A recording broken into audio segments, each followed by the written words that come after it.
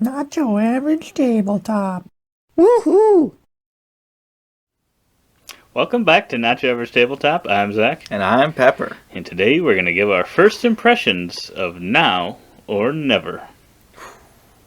Or should we never do this video? I think so. We have to do it right now. Well, we only have one play in, and we just played it.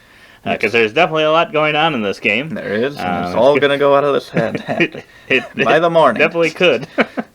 Because, this is a big game. A big time game, big table hog. Frickin' that box is packed.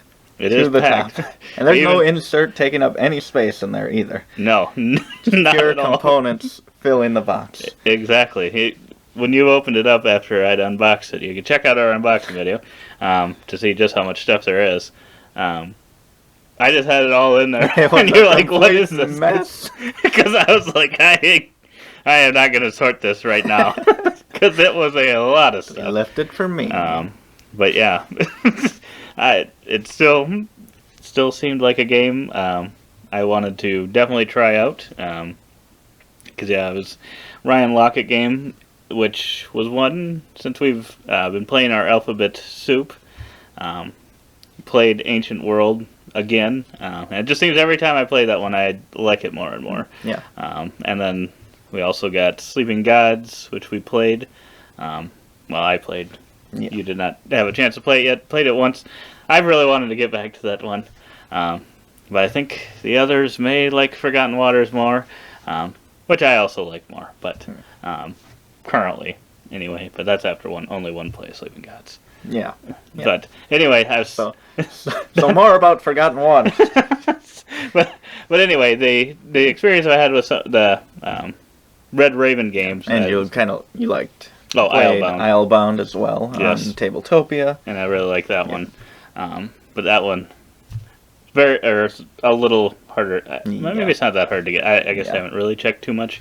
But yeah, I like that one as well. So it's like, I loved the look of the box cover. So I was like, yes, me too. I'm sold on this. I really love the art, and I'm hoping that it'll be a great game. Yeah, when I saw the box cover and I knew it was Ryan Lockett game and kind of the third in the Above and Below, Near and Far trilogy, I was like, well, this is a must get. Mm-hmm. Didn't really think that I would be a huge fan of it, but I'm like, it's a must get. Mm-hmm. Looks amazing. You can see it's usually on the shelf behind us for a good stretch there. It was kind of the game sitting behind there where Everdell is now, just because it does look so good. Yeah, for sure.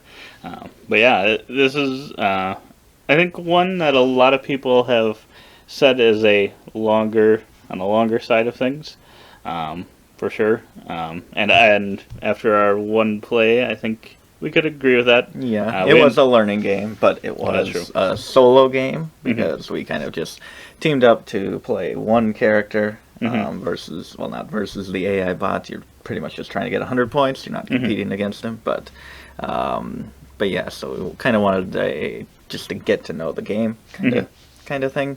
And it still was pretty long, and we didn't play the story mode either to add that time. But yeah, it was a little long. Even if some of our rounds were shorter than they should be because of our bad play, right? It was still decently long. But yeah, this too has a lot of interest. Even though it's got a lot going on, it's a table hog. I found pretty much almost everything that's in it really interesting as to how it works. I do like the thought of the little.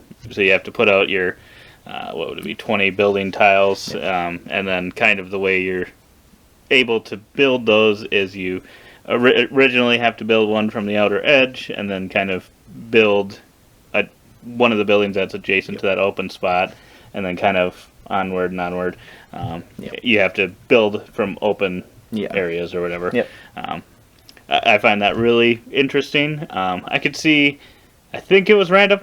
Now that you had asked about it, I was like, now I don't know if it was random or if I just assumed it was random. But I could see how it could be kind of it could be kind of bad depending on how they ended up, or make it harder to build them.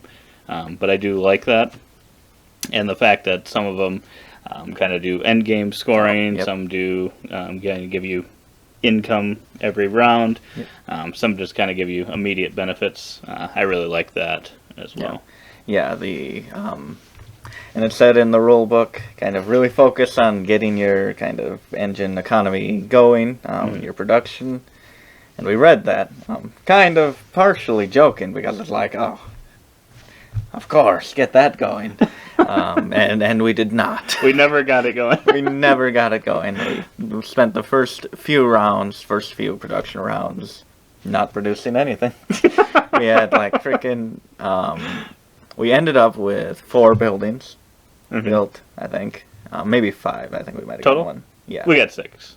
Oh, we got 6? Yeah, 4. We had 4 on the bottom row and then 2. Oh, yeah, we did kind of fill that in near the end. But yeah. And we ended up getting 2 kind of villagers or whatever they're called. Which you can score points for a set of 4 of them. And you can do that 4 times or 5 times even. So possibility to get like 20 or more. And we got 2. So I feel like we didn't do the best there. But kind of one of the ways you can do that is defeating monsters, and we failed miserably at that a few times. But, like you said, kind of all those parts of the game I am very interested in. I really enjoy the combat and kind of you can kind of go on for multiple rounds of you dealing damage to the monster and it dealing damage back to you. And we kind of had a character that had the lowest health of all the characters, and I think that's probably the reason. Plus, we didn't really get any defense. No. So, yeah. Looking back at it like we did after the game to kind of compare some of those characters and their health and other things, we probably didn't pick the best one to do a lot of combat anyway.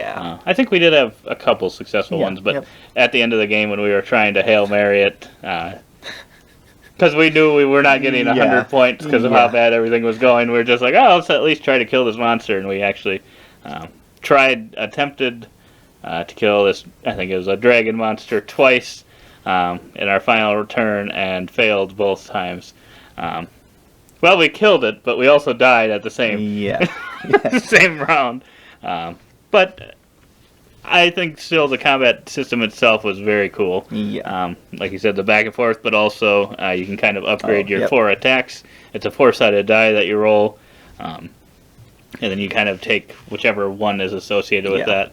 I find that really cool. At first you think that might not be that cool. I think if you just were like, oh, I'm rolling a 4-sided die. But I think it really ends up working really well in the game. So, yeah, I find that really cool as well. I think the board is laid out decently. It does seem a little bit busy sometimes. Or trying to find even, because there's certain spaces that if you go over, you when you're moving, like, you get hit. And stuff. I feel like that part's a little tough to see, maybe. But, especially if during setup, someone puts all of the search tokens onto the mountain icon. We moved those up before we really got going, though, luckily. But yes, that would make it difficult to know. But yeah, I think that can be a little difficult because you have quest cards, kind of, where's this one? Over here, here. But it is, and kind of sometimes knowing exactly what spot we're in, because it kind of has a light kind of grid overlay over the board and kind of the artwork, but it's not super clear on exactly where it is, at least from far away. Right. That can be hard to tell. I know a couple times we were like, are we adjacent to that or not? But I think I'm willing to make that sacrifice to kind of have the artwork more on display instead of being obstructed by some grid lines. Right, exactly. I would agree 100%.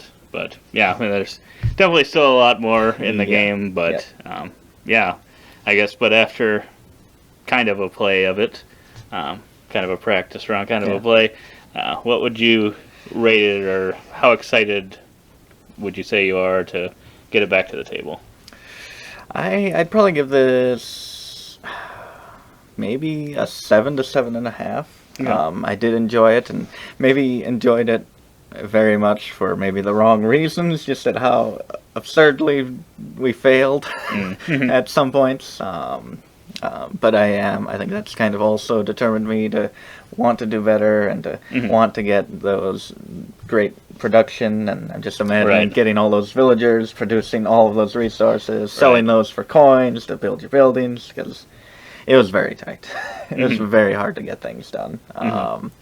But I'm just excited to kind of dive into it more and get better at the game and just do better at the game. Right.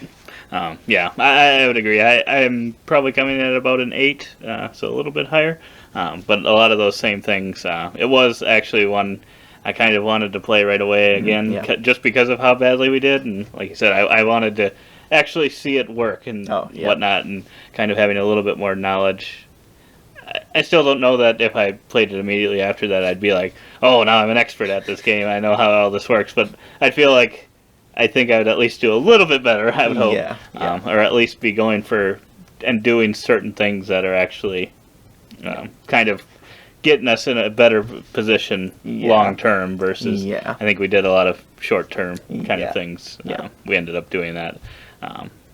So I don't think we realized how tight the money was going to be. Yeah. But yeah, and the frickin' AI just like he can kind of activate your cards and give you money. He always kept activating his cards first. he never wanted to come to ours. And he'd kill the monsters that we were just about to kill. A couple times he did A that. couple times. So then we had to run all the way across the board to kill the next easiest one. And of course we failed at that, and then he ended up killing that one. And that led to us just going for the mother dragon. One of the hardest ones, and failing. Right. But yeah, we tried our best. Yeah. But yeah, I would look forward to maybe eventually trying the story as well, just to kind of see if that's an interesting aspect or not. Because there's 4 different characters that at least look very different. So I'd be interested to see, because I think they all kind of have their own story. Not exactly 100% sure, but I'd be interested in seeing kind of how that would play out as well. Yeah, me too. But, yeah, so those are our first impressions of Now or Never after one great play of it. Yes. So, yeah, if that sounds interesting to you, definitely check it out some more and see if it's one for you.